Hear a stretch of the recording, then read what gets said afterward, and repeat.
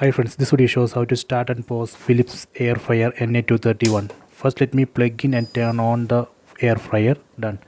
Here you can see the power button. Tap here. See, now air fryer is ready to use. Here you can find temperature button. Tap on this temperature button. Then we can increase or decrease temperature. For that we can use these two buttons. Tap on this timer button. Then we can adjust timer here. Using the same buttons we can increase or decrease timer.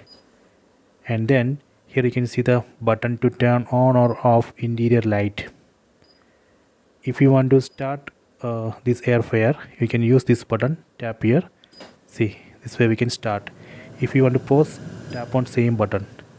Using the single button we can start and pause the air fryer. If you want to turn off, tap on this power button. Turn off. Done. This way we can start and pause this air fryer. You can try this.